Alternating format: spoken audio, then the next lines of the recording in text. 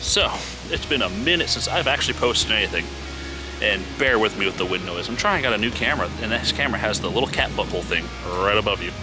And I'm still really learning how it works. Anyway, that is my car. I have this 2017 Subaru WRX, and it's about time I address the elephant in the room with it. But it's windy as hell, so I'm just gonna sit in the car. This is self-care, by the way. So, where to begin? Burger. As of time of me recording this video, it has been 55 days since my last upload, and my video before that, the Forgotten Angels camp out video, sometime in April I want to say I uploaded that video, and I had mentioned that it was the last time, my last real adventure with my F-150. And I wasn't lying about that.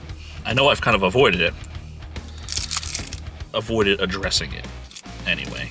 But here we are, and I really can't avoid it any longer. So, let's get into it.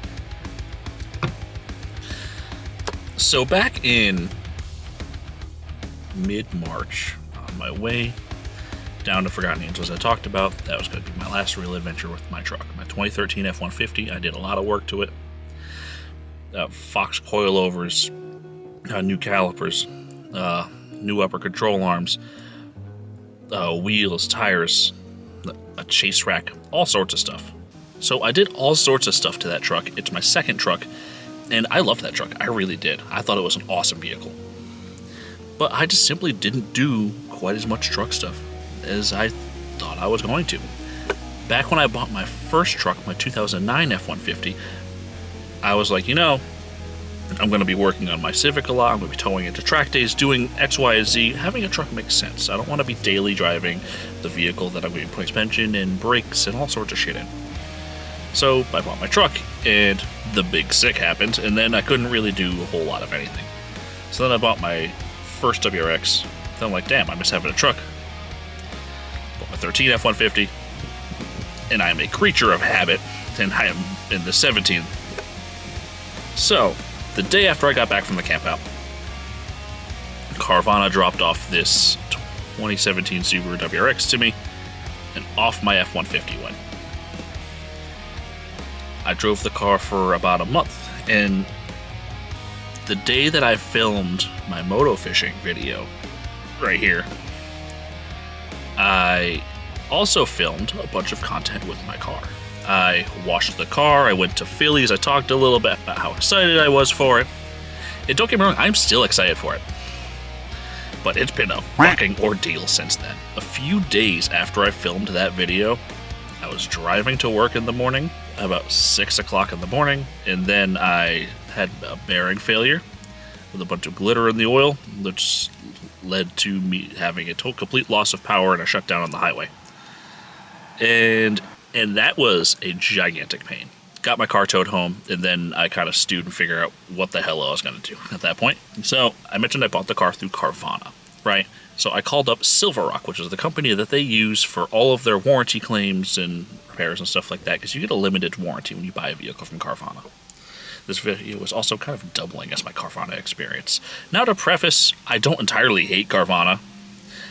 This is my third vehicle I've bought from Carvana, my first being my 2015 WRX, and my second being the F-150 that you saw on the channel for the last 2 years. I'm not, terribly upset with Carvana themselves. I'm willing to bet that the previous owner ragged the hell out of this car, which is kind of what happens with the used WRX. A lot of people just drive them like absolute shit and then don't take care of them and break them, and it is what it is.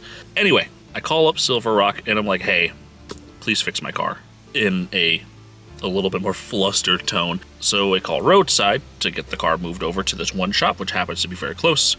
Silver Rock uses a list of preferred locations. It's basically like in-network versus out-of-network, kind of like how your health insurance may work. So I try this in-network location.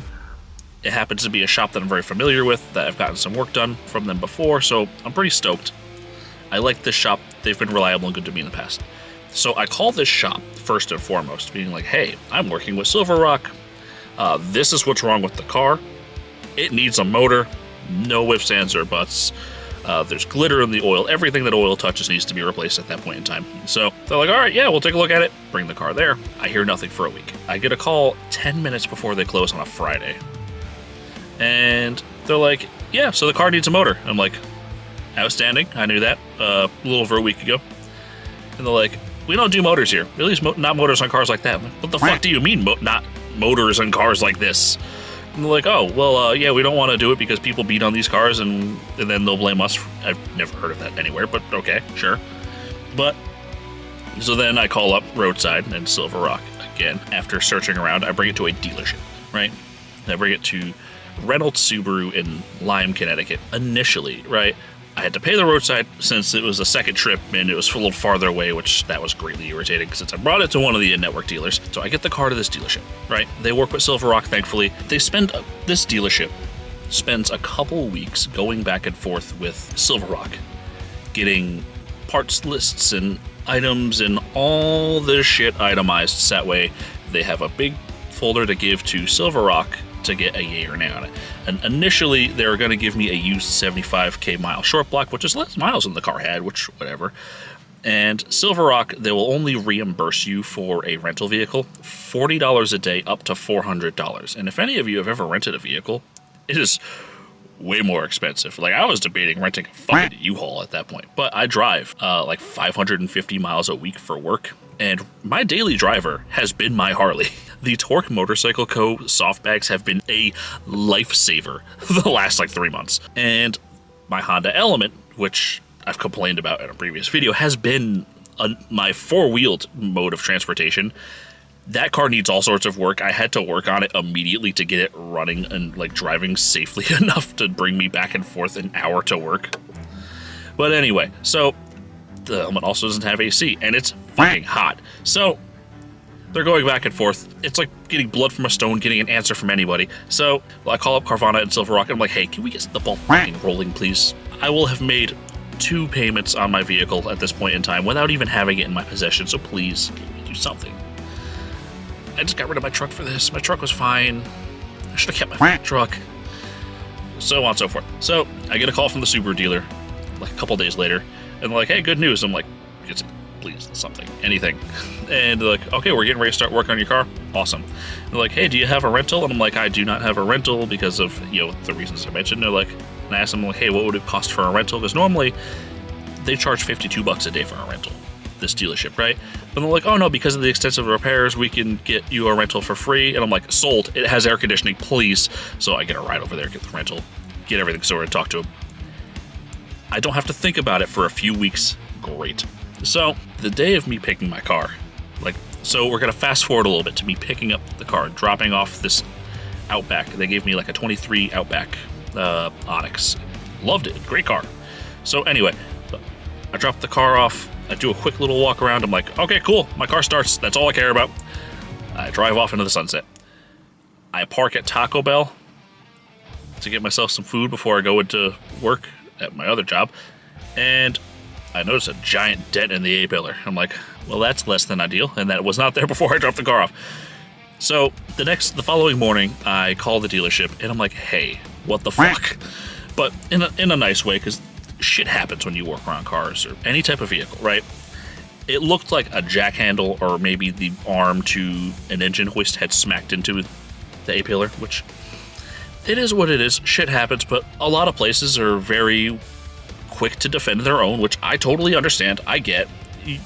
And because you get a lot of people who will go into places and be like, hey, you damaged my car. That sucks. No one wants to deal with that. But also at the same time, I don't want to be the Karen and I don't want to be a dick. So thankfully, they take pictures before the car enters service, and their pictures indicated that there was not any damage. And they made it right. They fixed the car. No problem. They got it taken care of. But it was like between mid-April to mid-June that I just did not have this car that I got rid of my truck for. My truck, which was fine, that I did a bunch of work to. Reynolds Subaru, they took absolutely fantastic care of me.